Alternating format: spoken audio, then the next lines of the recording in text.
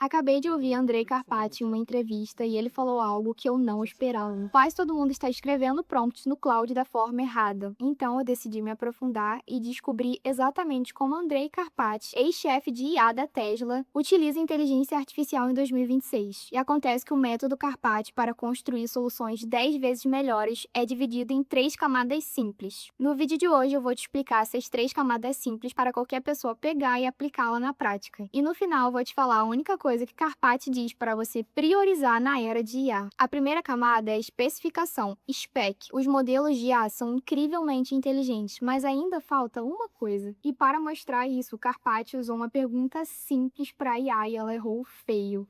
I want to go to a car wash to wash my car and it's 50 meters away. Should I drive or should I walk? And state of the art models today will tell you to walk because it's so close. No começo eu não acreditei, então fui lá ver e testei Gemini, Claude, Grok e todas responderam a mesma coisa, que era mais fácil você ir andando pro Lava Rápido. E isso revela a base inteira da aula. A IA, ela é perfeita para coisas que dá para medir, mas em coisas que dependem de contexto, como por exemplo, eu quero lavar o carro, então obviamente eu tenho que ir de carro pro Lava Rápido, ela não tem sinal nenhum para usar. Então como que você preenche essa lacuna do seu entendimento, a sua informação do contexto e o poder computacional da IA? É aí que o SPEC entra. O SPEC é uma forma de você entregar o seu entendimento para o cloud de maneira que ele entenda e aí sim responda melhor para você. Você já deve conhecer também o Plan Mode do cloud, que é um modo de planejamento que o cloud planeja antes de executar uma coisa. Só que o Karpati diz que isso é completamente superficial. Olha só o que ele disse. I actually don't even like the plan mode. I mean, obviously it's very useful, but I think there's something more general here where you have to work with your agent to design a spec that is very detailed. Ele disse mais ou menos que eu nem gosto tanto do Plan Mode, tem algo muito mais amplo aqui, que é trabalhar junto com a gente para desenhar o spec bem detalhado. Presta atenção, ele não está dizendo aqui que o Plan Mode é ruim, inclusive eu uso o Plan Mode em alguns casos. Ele está dizendo que você precisa estudar mais, ir mais a fundo com o cloud, especificar no spec para depois ter um bom resultado. Tá, então como que você cria esse spec para o cloud conseguir usar e construir qualquer coisa que você quiser? O primeiro passo, então, do spec é o objetivo. Se você simplesmente chegar na IA e pedir, crie um relatório para fechamento do mês, ela vai entender isso como uma tarefa. Isso dá muito errado, porque ela simplesmente vai criar qualquer coisa, porque você não especificou nada, isso é só uma tarefa. A ideia aqui é você projetar um objetivo nesse comum. O que esse relatório deve criar? Qual o objetivo dele? Qual a finalidade? Qual é o final disso tudo? O objetivo de verdade é a conclusão que você quer tirar daquela tarefa. E se você tiver dificuldade de criar isso, é muito simples, é só você pedir para a IA te entrevistar. Isso é uma das maneiras que eu faço, principalmente para criar instruções personalizadas ou coisas que exigem que a IA me conheça mais. E eu simplesmente falo, se estiver faltando algum tipo de informação, simplesmente me pergunte, me entreviste. E aí ela pode fazer milhares de perguntas, mas isso ao longo do tempo ajuda muito, porque ela me conhece e acaba evitando muitos erros. Um prompt para você guardar é falar assim: antes de começar, me entreviste com perguntas para identificar qual o objetivo real por trás desse pedido, não a tarefa, o resultado que essa tarefa precisa gerar. Passo 2 é ágil. Seja ágil e não waterfall, que a gente fala. Existem duas formas de completar uma tarefa segundo o Karpati. A primeira é o modo waterfall, que é basicamente você pegar uma tarefa grande, completá-la inteira e só depois mostrar o produto final. O segundo é o ágil. Aqui você é muito mais inteligente, porque você vai pegar essa tarefa e quebrar em várias tarefas pequenas, em pedaços menores, e vai mostrando o resultado ao longo do tempo, ao longo que essas tarefas foram feitas, porque aí você vai vendo o processo e meio que você garante para que direção ele está indo. O prompt para você usar nesse caso é o seguinte: tem uma tendência a criar specs menores e mais compartimentados, em vez de specs gigantes. Quero revisar e ajustar em cada etapa antes de você seguir para a próxima. E o terceiro passo é preciso. Seja preciso. Quanto mais informações você dá para a IA, menos ela tem que presumir alguma coisa, que é justamente onde entra aquela, ai meu Deus, ela fica inventando coisa. Ela inventa coisa porque você não dá contexto suficiente. E é justamente o que eu falo. Uma boa resposta da IA vem de um bom contexto. Então, você falar literalmente tudo, o que você quer, o que você não quer, a direção que você quer tomar. Por isso que o passo 2 é importante, você fazendo passo a passo em pequenas tarefas, porque aí você vai vendo que direção a IA tá tomando. Então, você ser preciso no seu contexto é super necessário. E aí, quando a IA criar um spec para você, você precisa usar a sua cabeça, olhar aquilo, ler e ver se tem alguma coisa de errado, usar o seu entendimento. Um prompt para você guardar nesse caso é o seguinte: me faça verificar as decisões-chave de forma explícita, uma por uma, antes de você seguir em frente. Quero garantir que nada importante ficou de fora. Então, quando você está produzindo alguma coisa com a IA, você vai conversando com ela. De tudo que eu criar, você vai analisando e vai me falando se eu estou fazendo alguma coisa de errado, se esse spec tá bom, coisa do tipo. Agora você vai juntar essas 3 peças. A primeira, entrevistar para achar o seu objetivo. A segunda, tendência para spec pequeno. E a terceira, verificação explícita para decisão. E agora eu vou te dar um prompt único para você pegar isso, acoplar tudo, ficar mais fácil e você mandar para a IA. Você vai falar assim: antes de começar, me entrevisto com perguntas para identificar o objetivo real por trás desse pedido.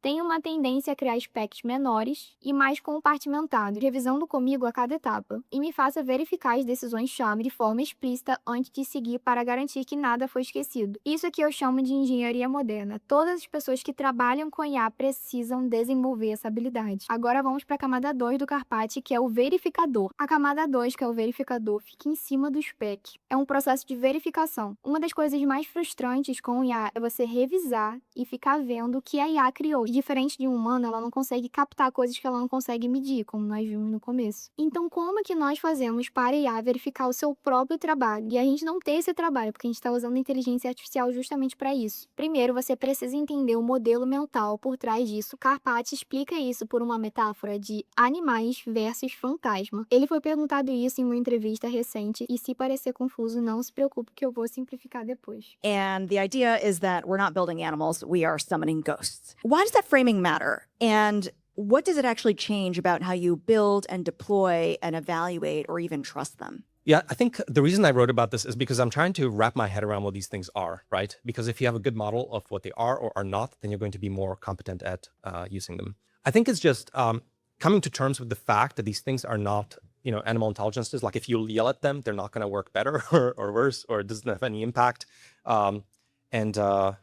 It's all just kind of like these statistical simulation circuits. It's more just being suspicious of it and figuring it out over time. Agora deixa eu te explicar. Nós estamos acostumados a lidar com pessoas que, para Carpati, nessa metáfora, ele usa como animais. As pessoas são movidas por motivadores e emoções diferentes que ajudam a produzir um resultado final em um time. Então, por exemplo, se você chegar para uma pessoa, um funcionário seu, e falar: aprenda CEO até o final de semana, senão você é demitido. A pessoa vai dar algum jeito para aprender aquilo, porque tem uma motivação final e interna para acontecer isso. E a IA não funciona assim, que são os fantasmas segundo Carpati. Carpati explica isso de uma maneira talvez muito confusa. Então eu vou te explicar de uma maneira talvez mais fácil, que é o seguinte: você vai imaginar a IA como se ela fosse um bibliotecário robô. Se você chegar em bibliotecário e pedir um livro sobre CEO, ele vai ver na sua memória e vai pegar um livro que contém alguma informação sobre CEO. E se ele não tiver o livro ou alguma coisa do tipo, ele vai te falar. Só que o grande problema é que a maioria das vezes, ou pode acontecer vezes, que o bibliotecário não vai saber se ele tem aquele livro. E ele pode inventar.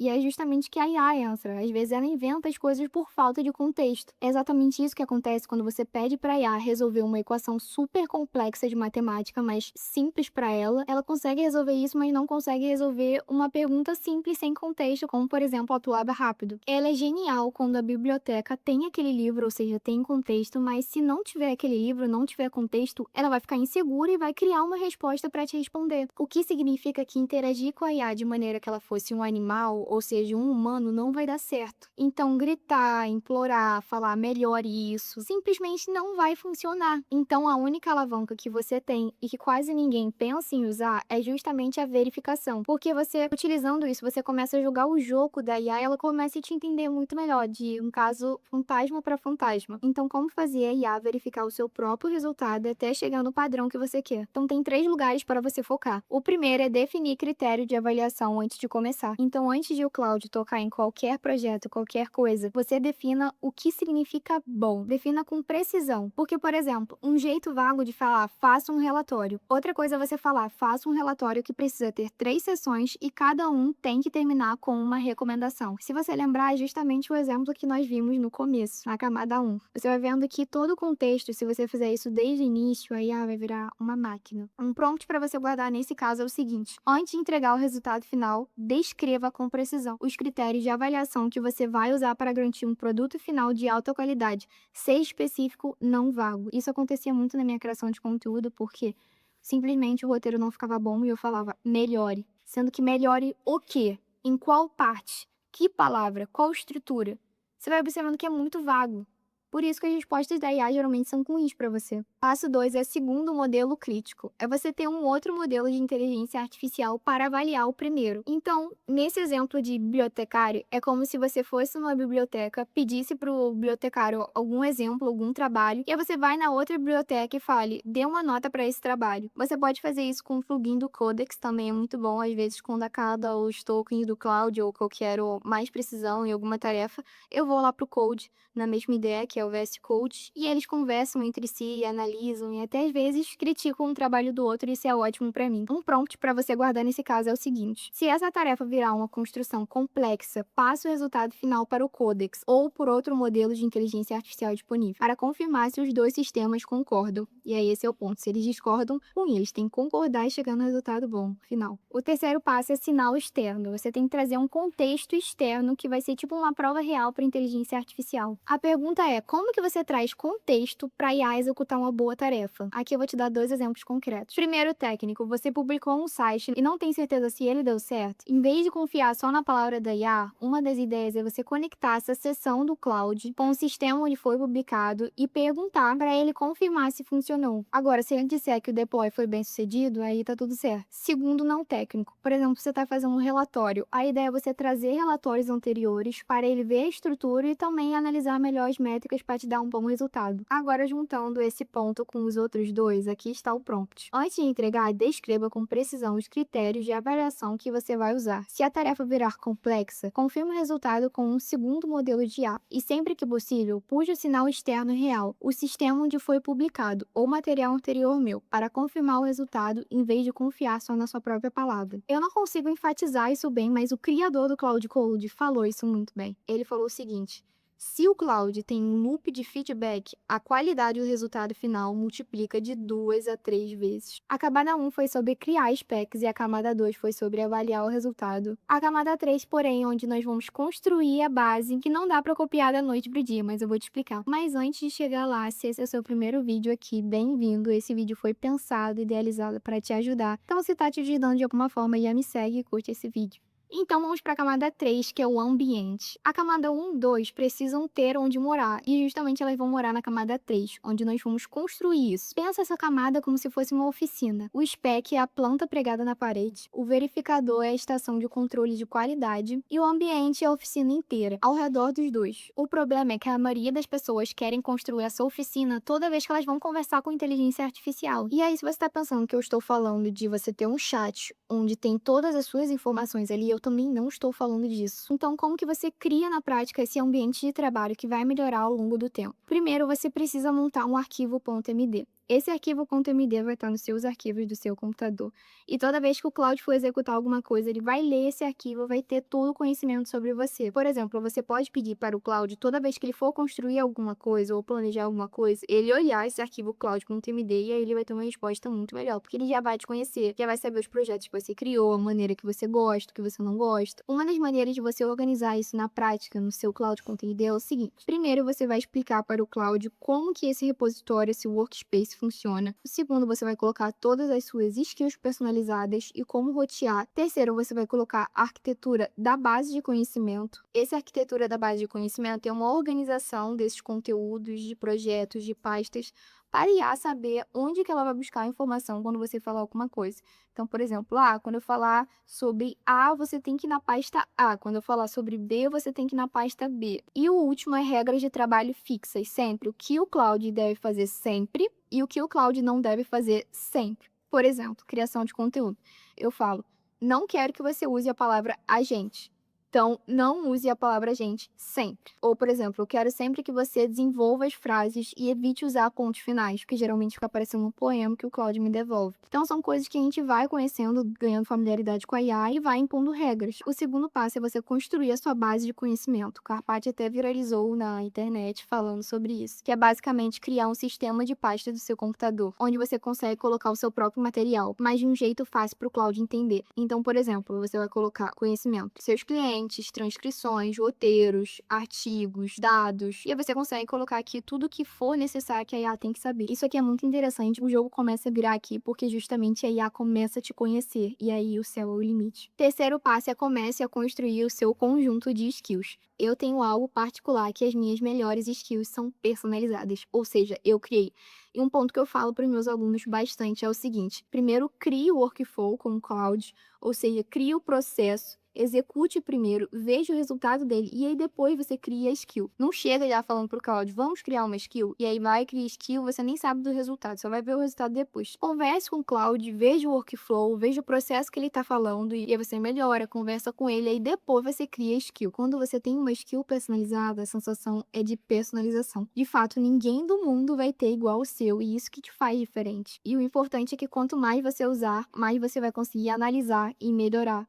Então, várias e várias vezes no próprio chat eu consigo ver algum erro e eu simplesmente falo, melhore isso, e ele atualiza sozinho a minha skill. O quarto passo é os guardrails, que é você criar regras que a IA não pode mexer. Pensa assim, você vai pegar o seu Cloud com TMD e você vai separar em sempre faça isso, pergunte antes de executar, e nunca faça aquilo. Isso é um grande diferencial, você não vai conseguir ter resultados bons sem impor coisas para a inteligência artificial, porque senão, como eu falei, ela vai presumir grande parte das coisas, então é necessário que você imponha essas regras. Agora, juntando esses 4 passos em um só prompt, o Cloud.md, a base de conhecimento, as skills e os guardrails, o prompt vai ficar assim: revise meu ambiente de trabalho atual, Cloud.md, base de conhecimento, skills e regras de acesso a arquivos, e me aponte: 1. O que falta no Cloud.md para cobrir as tarefas que eu repito? 2. Onde minha base de conhecimento está desorganizada ou incompleta? 3. Quais as tarefas repetitivas minhas ainda não viraram skills? 4. Ainda não tenho guardrails de verdade, que é o hook, e sim só uma instrução em texto que eu poderia estar assumindo que é diferente. Agora vamos à pergunta do início. O que Karpati diz que nós devemos priorizar agora na era da IA?